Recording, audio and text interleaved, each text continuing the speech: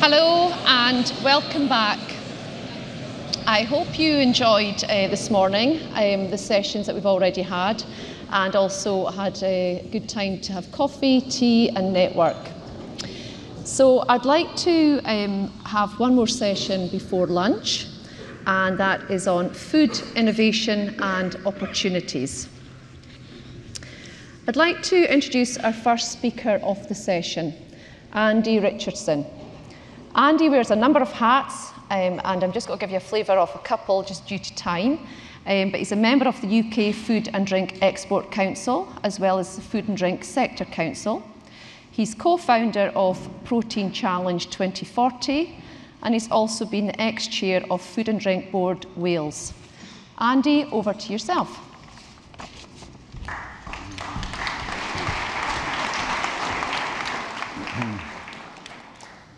Right, thanks so much, Julian. Good morning, everybody. I'm absolutely delighted to be here today because I'm talking about a subject that I love, food innovation. But I only have 10 minutes, so I've got to crack on. So there are three things I would like to talk about. Firstly, the purpose of innovation. Secondly, how we measure success in innovation. And then thirdly, I'd like to give some examples of actually how I believe we can do innovation well in the UK and actually globally. So the first one is purpose. What is our purpose? Well, ultimately, to be successful in our industry, we must be resilient, competitive, profitable, and contribute to a sustainable world. Innovation has a role in delivering these four aspects by creating new ideas, but also sharing existing ideas to a wider audience. Innovation can be a new product, new process, new service, things we sell. Or it can be the way we work, i.e. how we collaborate and work together. And it can be how we think. And we should reward people for thinking in an innovative way.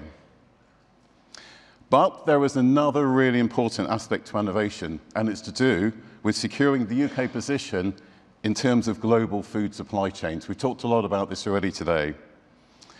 And this has changed an awful lot over recent years with COVID, with Ukraine, and even with climate change has been a real challenge. So we're entering a new world in which we have to really fight for our success. And innovation has to help us get ahead of our competitors and secure our role and our position in global supply chains. We'll only succeed if we're agile, and we'll only succeed if we really embrace these exciting opportunities. So for me, the purpose is three things. Firstly, create resilient, competitive, profitable, and sustainable businesses. Secondly, be agile, create value, and get ahead of our competitors. And thirdly, secure our position, our role in global supply chains, and ensure our food security. So that's the purpose. A few quick words about measurement. You're all business people, and you know that if you don't measure things, it doesn't get done. So how on earth do we measure successful innovation? Well, if we're really clever, what we will do is we will measure how we join up the process from ideation, how we create ideas, through to entrepreneurism, right the way through to how we protect our IP in global markets in our new world that we operate in. To deliver our purpose, we must also measure value creation. We must almost measure resilience and competitiveness, and we should also measure supply chain security. That's all I'm going to say about measures for now, and maybe, Julia, we could pick it up later on in the panel session. But I want to get on quickly to my third point, which is how do we deliver innovation opportunities within the context of UK market and of our global markets? So firstly, UK innovation. Well, over the last 8 years, I've been honoured to chair the Food and Drink Board in Wales. And trust me, we can learn a lot from our friends west of the border. I've learned that innovation in Wales is powered by an amazing collaboration between industry, government, and academia. An example is from 2019, when the Welsh government established what they called the clusters. So they currently have a CO, drinks, fine food, honey, NutriWales, and seafood clusters. Each cluster brings together like-minded people to help businesses accelerate growth, sales, profit, and employment. The reason why I'm mentioning that is a classic example of innovation in new ways of thinking, not just products. Another example is Wales has many innovation centres, including 0 to 5 in Cardiff. That's a long way away. The Food Technology Centre on Anglesey, and the Food Innovation Centre in Ceredigion. These are highly innovative centres which provide technical, operational, commercial, marketing, and financial engagement support to enable businesses to create more effectively and compete. I believe these innovation centres are unique, and I would love to see them widely adopted across the rest of the UK. My final example is to highlight the work that Aber Innovation do over in Aberystwyth, and is a real shining example of the innovation process in Wales. The amazing team led by Rhiannon Hayward has a mission to support ambitious, collaborative companies to deliver innovative products and services. What I love about Aber Innovation is that they bridge the gap between the academic stage of innovation and the industry adoption stage. They call this the Valley of Death, which sounds incredibly dramatic, but apparently it's where many innovative ideas die. We really must be better at bridging this gap between the innovation ideas and entrepreneurism. And I'm really worried that we're actually losing many ideas, or even worse, and it was mentioned earlier on today, we are losing innovative ideas to other countries who are quicker at picking them up than we are. So we can't let that happen. We must find a way of bridging the gap for the Valley of Death. Now, on to global innovation. Well, we're in a new world post-Brexit, ploughing our own furrow. Geopolitical instability is being caused by events such as Ukraine war, combined with climate change, to disrupt global supply chains.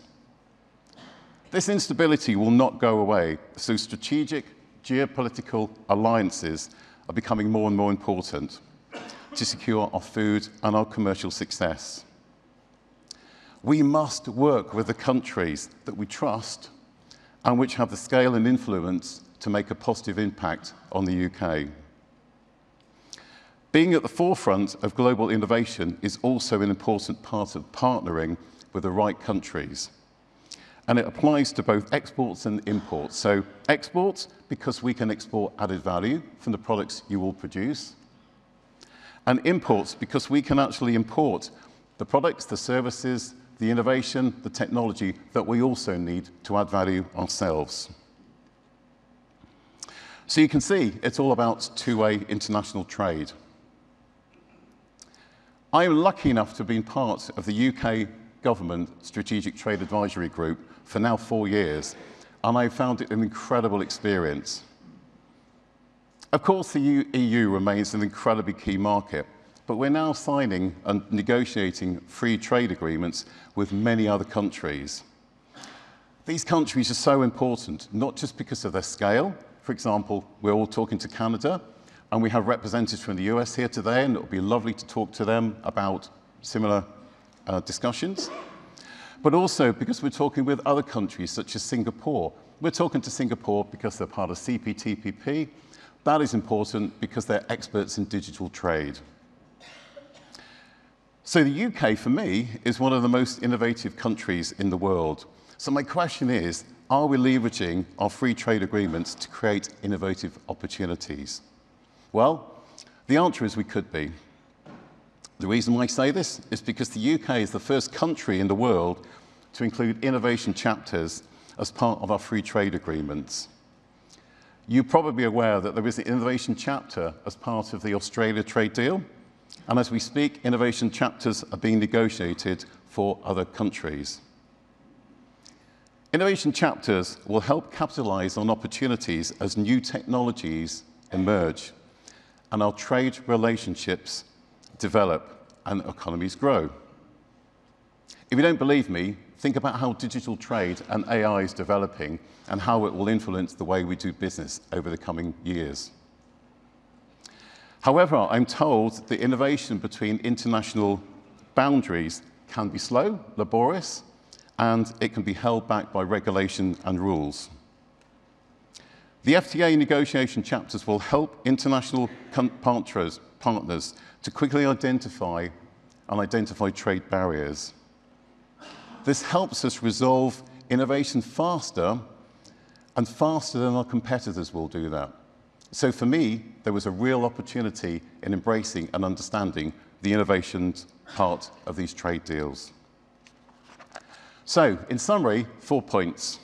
Firstly, the purpose of innovation is about delivering resilience, competitiveness, profitability, and sustainability. Second point is, let's find a cure for the valley of death, where many innovative ideas die between academic innovation and entrepreneurial handover. Third point, innovation is highly collaborative experience, and we should learn from the best practice in the UK. And finally, let's embrace and understand the innovation chapters as part of our free trade agreements that we are negotiating as we speak. Julia, thank you very much. Thank you, Andy.